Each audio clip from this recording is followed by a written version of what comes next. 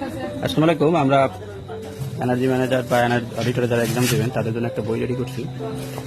আমরা প্রথমে আপনাদেরকে আমাদের বইয়ের ইয়েটা একটু দেখাই।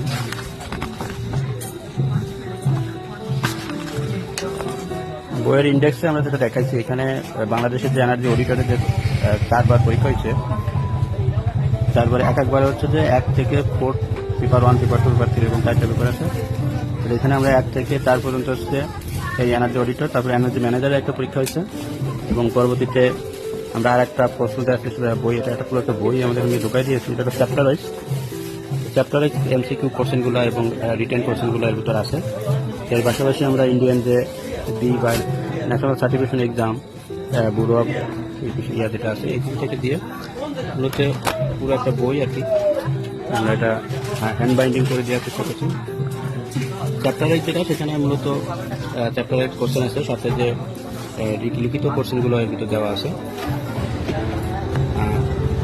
মূলত আপনার প্রথম দিকে আমাদের যে বাংলাদেশের এনার্জি অডিটরের যে প্রশ্নটা, সেখানে মূলত এমসিকিউ কোশ্চেনটা সলভ করছি, যেহেতু আমাদের এনার্জি ম্যানেজারে 40 এমসিকিউ থাকবে, এমসিকিউটা গুরুত্বপূর্ণ বেশি।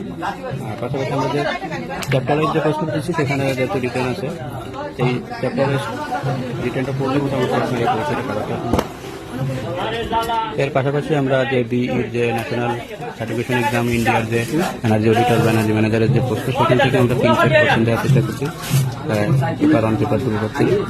মূলত অনেকের কাছেই অনলাইনে ভার্সনের বই আছে, কিন্তু পার্সোনালি প্রিন্টেড কপি বই না পড়লে পরীক্ষা ভালো করা একটু কঠিন।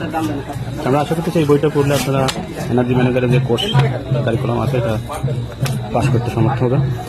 সবাইকে ধন্যবাদ। যদি আমাদের বই নিতে চান তাহলে আমার যে মোবাইল নাম্বারটা দেওয়া আছে এখানে, বা আমাদের যে পেজ আছে, আপনাদের সবাইকে স্বাগতম। এটা হচ্ছে আমাদের সারফাতি বলে একটা বুক পেজ আছে এবং এনার্জি ম্যানেজার এবং এনার্জি অডিটর সার্টিফিকেশন এক্সামের একটা পেজ আছে। ঠিক আছে, সবাইকে ধন্যবাদ।